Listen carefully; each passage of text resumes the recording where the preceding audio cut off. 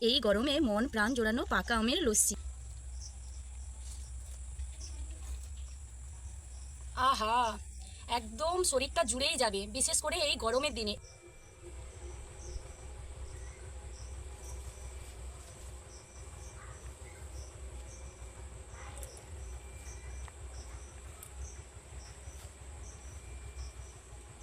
ভীষণ গরম পড়েছে, আর এই গরমের দিনে কি খেতে বেশি ইচ্ছে করে বলুন তো?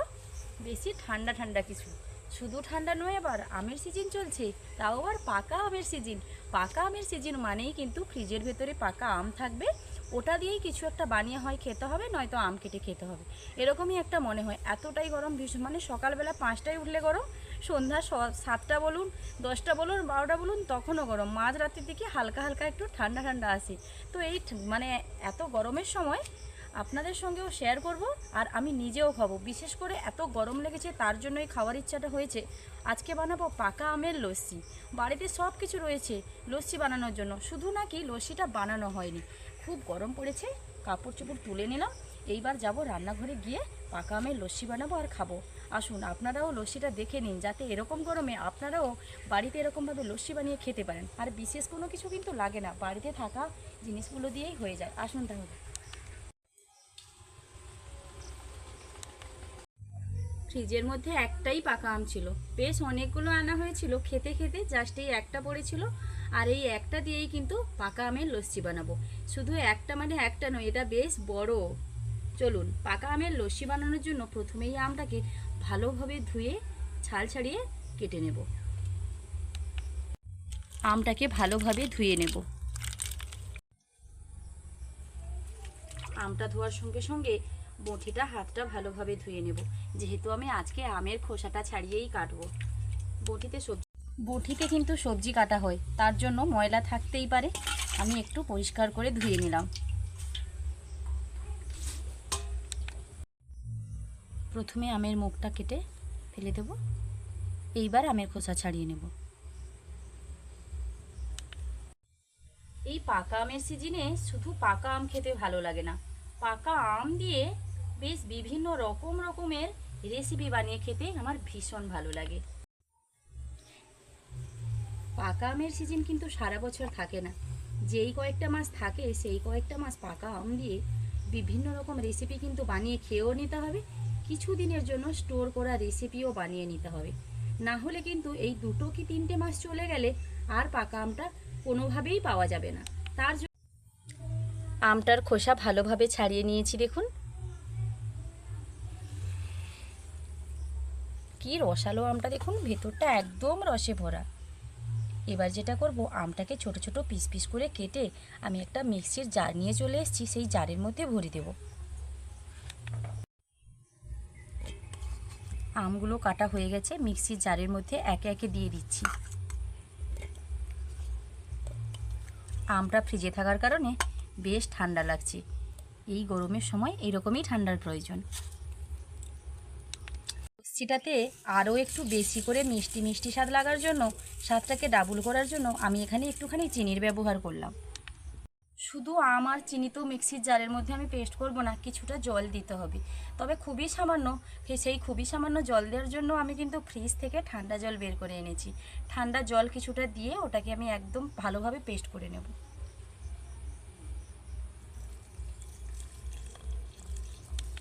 এইবার জারের ঢাকনা লাগিয়ে এটাকে পেস্ট করে নিয়েই আসছি।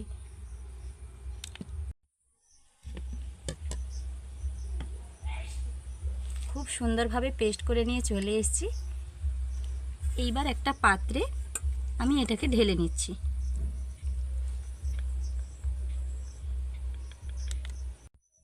চিনি আর আমের মিশ্রণটা আমি একটা পাত্রে ঢেলে নিয়েছি। আমি কিন্তু আজকে আমের লস্যি বানাবো। লস্যি বানানোর জন্য এই আমটার সঙ্গে আমি কিছুটা টক দইয়ের ব্যবহার করব।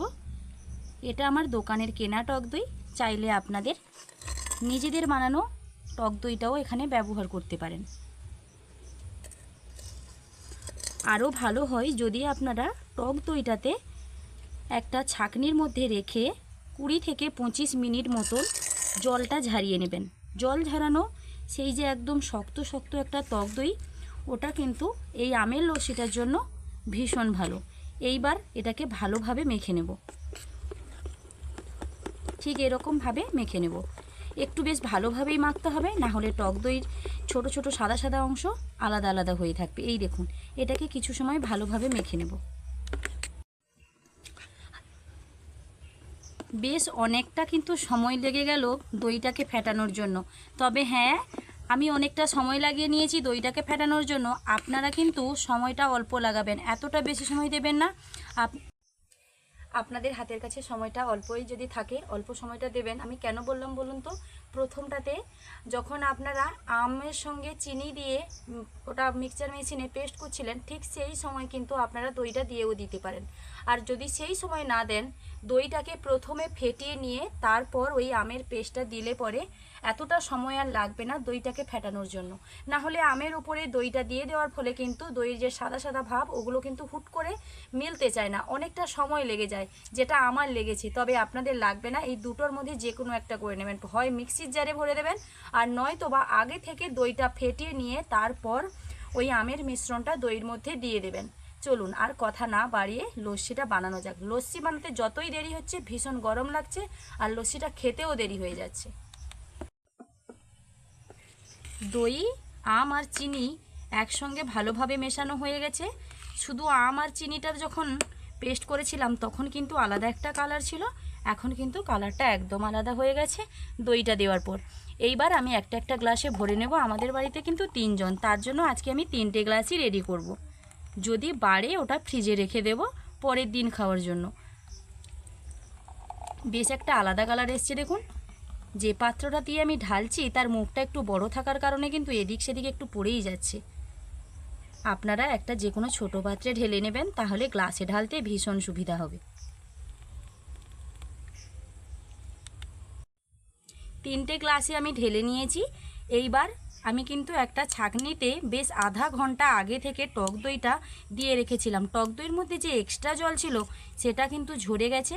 এইবার এই টক দইটা গার্নিশ করার জন্য একটু ওপর থেকে দিয়ে দেব। প্রত্যেকটা গ্লাসের ওপর থেকে টক দইটা দিয়ে দেব, ঠিক এই রকমভাবে। এটা আমি জাস্ট গার্নিশের জন্য দিলাম, তবে আপনারা চাইলে দিতে পারেন, আবার নাও দিতে পারেন। আর এটা জল ঝরে গেছে বলে টক দইটা বেশ শক্ত শক্ত হয়ে গেছে।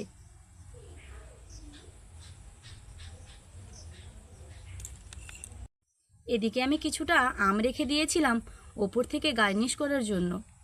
এইবার এই কুচনো আম কয়েকটা করে গ্লাসের ওপরে দিয়ে দেব। এক্ষেত্রে চাইলে আপনারা পুদিনা পাতাও ব্যবহার করতে পারেন।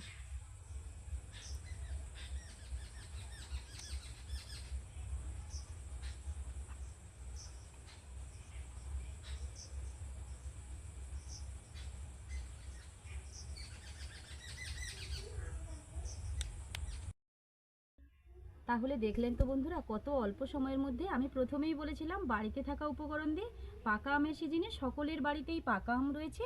আর এখন গরমের দিন মানে টক দই তো ফ্রিজে থাকবেই থাকবে, আর রইল বাকি ঠান্ডা জল, সেটাও ফ্রিজে থাকে।